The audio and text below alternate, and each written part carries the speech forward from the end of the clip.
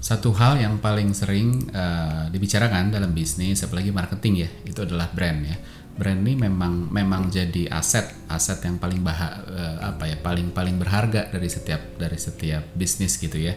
Apapun itu, Apple, Coca-Cola, IKEA, Dove, Supreme, semuanya itu bisa terjual mahal dan dibeli dengan harga yang mahal, bisa punya loyalty karena brand gitu ya. Makanya selalu ketika kita ngomong soal bisnis, soal marketing, selalu nggak bisa lepas dari ngebangun brand. Kita selalu bilang, oh nih brandnya perlu dibangun nih dan lain sebagainya. Banyak yang dilakuin orang ya, terutama orang marketing ketika dia bangun brand gitu ya. Walaupun brand sebenarnya bukan teritori atau bukan monopolinya orang marketing, tapi orang bisnis. Nah, saya pernah bikin tulisan tentang itu, ada YouTube-nya juga di episode lalu gitu ya, bahwa brand ini bukan monopoli orang marketing. Kalau belum pernah nonton, coba nonton aja, cari.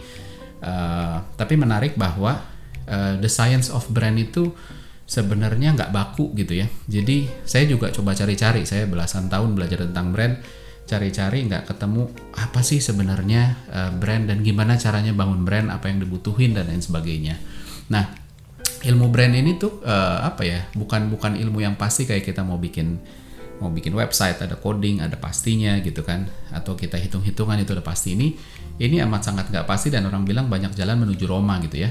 Permasalahannya adalah banyak yang nggak tahu Roma tuh kayak apa gitu loh. Roma tuh di sebelah mana gitu, itu nggak tahu. Nah, kalau nggak tahu kayak apa, nggak tahu sebelah mana, terus gimana kita menuju ke sana. Makanya akhirnya banyak yang nyasar juga gitu kan. Sama seperti orang ketika ditanya, saya setiap interview selalu tanya gitu kan, brand yang bagus buat kamu apa sih? Mereka nyebut ya pasaran lah, Apple tuh pasti disebut, terus Nike itu pasti disebut. Tapi bukan masalah apa brand yang bagusnya, tapi kenapa itu bagus dan gimana sih ngebangun itu. Nah, begitu masuk ke pertanyaan kenapa itu bagus, mulai agak ngambang. Bilangnya katanya, brand bagus itu brand yang orang bangga pakainya, yang mau orang bayar mahal gitu kan, disukai orang mau rela ngelakuin apapun untuk dapetin itu. Bener sih gitu. Terus habis itu begitu, tapi nggak, walaupun bener nggak begitu belum begitu terstruktur ya. Nah, terus habis itu begitu ditanya lagi semakin dalam lagi, terus habis itu gimana caranya bangun brand? Mulai ya kita harus ngerti marketnya, terus habis itu kita deliver sesuatu yang sesuai dan lain sebagainya, which nggak salah tapi tidak kayak tajam banget ke sana gitu kan. Makanya itu ketika kita pengertian terhadap brand dan cara bangun brand itu masih abstrak, susah juga buat kita ngerti gimana caranya bangun brand. Nah, di sini saya mau jelasin gitu kan, ini nggak jadi satu episode karena cukup panjang. Ini framework yang saya ciptakan namanya brand hierarchy gitu ya. Kita akan bagi jadi 6 episode gitu kan. Tapi kalau teman-teman mau tahu fullnya gitu ya, lebih detail, bisa baca buku saya ini, Brand and Brand. Linknya ada di akhir gitu kan. Saya taruh juga nanti di komen di bawah ya, di keterangan. Ini sebenarnya ngomongin tentang bahwa brand itu juga ada levelingnya gitu kan. Ini nggak bisa jawab semua pertanyaan tentang brand, lagi-lagi karena brand ini bukan ilmu pasti, tapi mudah-mudahan ini kasih guidance yang cukup aman untuk orang tahu, oh saya harus naruhnya di mana sehingga apa yang harus dikerjain gitu ya.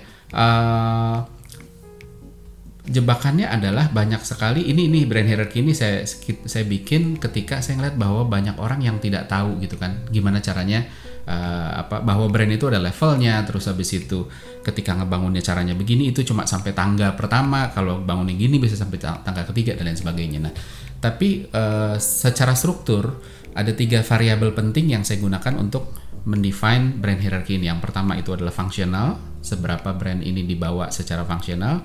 Yang kedua itu saliency, ini ngomongin awareness, ngomongin kok ada di mana-mana ya, presence-nya clear gitu kan. Yang ketiga itu emotional atau inspirational, value yang dibawa sama brand gitu kan, arahnya ke sana. Nah, level yang paling bawah, episode ini kita ngomongin cuma level yang paling bawah aja. Level yang paling bawah ini adalah level yang paling dihindari gitu kan.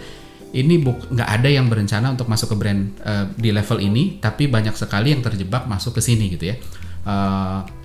Ini disebut level yang disebut dengan laggard brand. Laggard brand ini adalah brand yang masih dipakai tapi alasannya karena nggak punya pilihan. Sayangnya ini satu-satunya, jadi buat orang juga ya udah gitu kan, secara function dia buruk banget, banyak komplain, banyak segala macam gitu kan. Dan orang berpikir kalau ada yang lain mending yang lain deh gitu kan.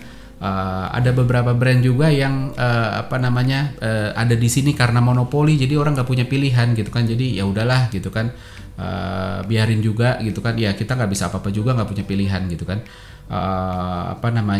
Mau dipush segimanapun juga ya percuma. Sebenarnya orang pakai bukan gara-gara offernya bagus, bukan karena brandnya bagus, tapi karena memang ya udah yang nggak ada pilihan aja gitu kan, jadi saya harus ambil gitu. Contohnya apa?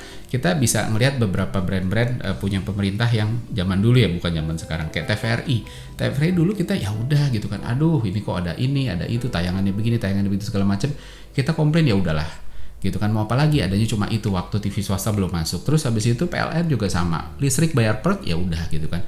KAI dulu ya itu juga sama gitu kan, telat mulu dan lain sebagainya, ya udahlah mau apa lagi gitu kan.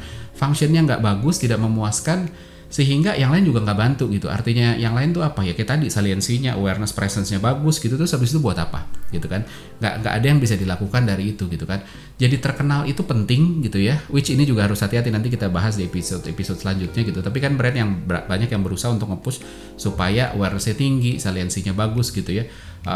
Tapi kalau asosiasinya negatif buat apa? Bahkan di hygiene level tuh apa ya, kayak tadi misalnya kalau jualan listrik tapi listriknya bayar terus habis itu buat apa gitu kan. Nah, untuk mencapai di level ini, jadi balik lagi, ini bukan level yang dicari orang, tapi banyak brand yang dibangun tanpa pengertian yang bagus sehingga jatuh ke level ini. Ketika masuk ke level ini tuh biasanya bukan proses semalam, kayak orang sakit tuh kan nggak semalam, bukan gara-gara kemarin saya makan nggak enak terus habis itu tiba-tiba kolesterol tinggi terus habis itu tensi naik misalnya gitu ya, bukan nggak gitu. Jadi tensi naik pun juga butuh waktu, setelah berkali-kali makan dalam tanda kutip sampah gitu, akhirnya baru naik. Ini juga sama gitu kan, jadi prosesnya tuh dimulai sudah lama gitu kan. Biasanya udah dikomplain dulu tapi nggak digubris gitu kan. Brand-brand yang ini sering banget pakai jebakan ini gitu loh. Jadi ketika orang komplain itu dicuekin gitu kan. Kalau di sosial media itu komen-komen negatifnya di delete, bahkan komennya ditutup gitu kalau di Instagram ya, sehingga orang nggak bisa komen. Nah, yang harus orang ngerti bahwa ketika komen dihilangkan, ini tidak menghilangkan masalah gitu kan, hanya menghilangkan dampak gitu. Dampaknya apa? Orang komplain, terus oh ya udah kalau ditutup nggak ada yang lain nggak ada yang lihat gitu, noise-nya nggak ada sehingga orang-orang nggak tahu gitu kan.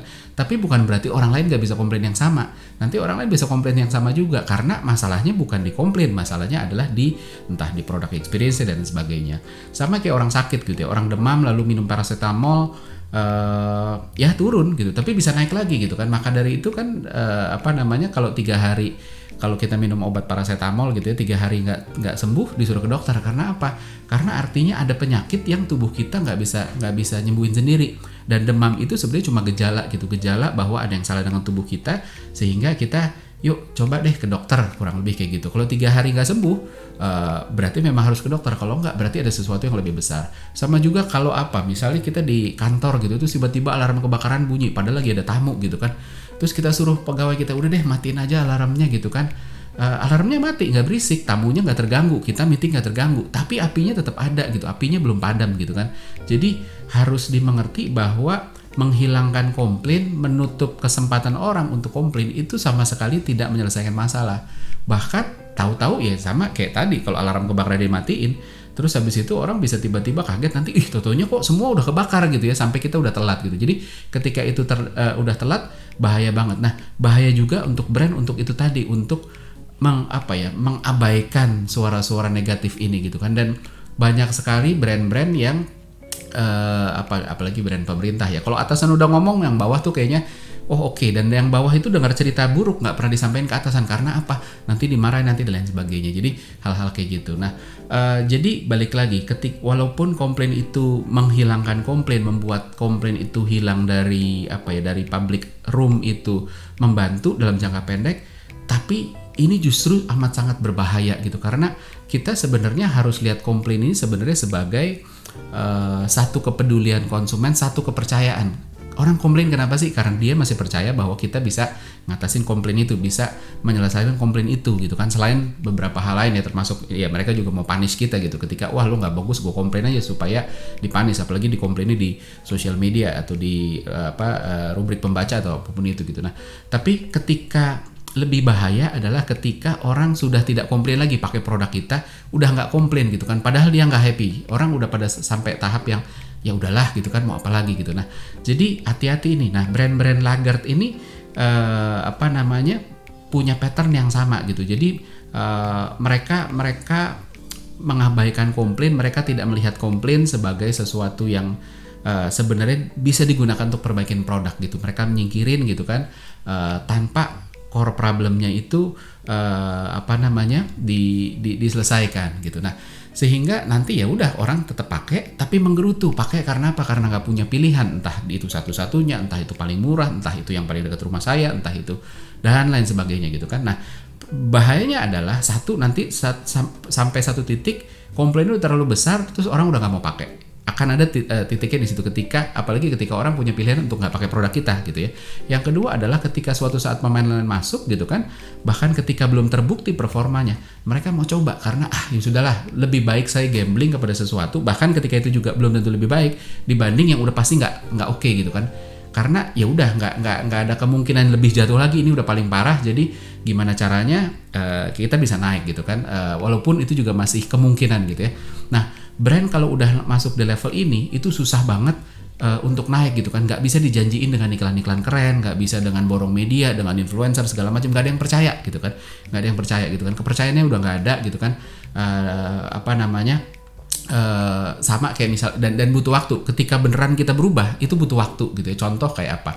Beberapa tahun lalu waktu misalnya reformasi, Polri kan dulu punya persepsi buruk lah, korupsi lah, ini itu. Nah, ketika mereka berubah, mereka diem aja dulu, nggak usah ngomongin apa-apa, tunjukin berubah, baru akhirnya suatu saat orang mulai balik lagi kepercayaan. So itu dia, butuh komitmen untuk memperbaiki dan butuh waktu gitu kan. Kalau dua itu nggak punya, lebih baik kayaknya brandnya dibunuh aja, diganti dengan sesuatu yang baru. Karena agak sulit gitu, nanti orang pakai brand kita, bayar entah bayar mahal atau bayar murah, tapi selalu dengan maki-maki gitu kan. Itu tentang brand laggard. Nah, itu baru level yang pertama. Di atasnya ada 5 level lagi yang lain, tapi kita sambung di episode selanjutnya ya.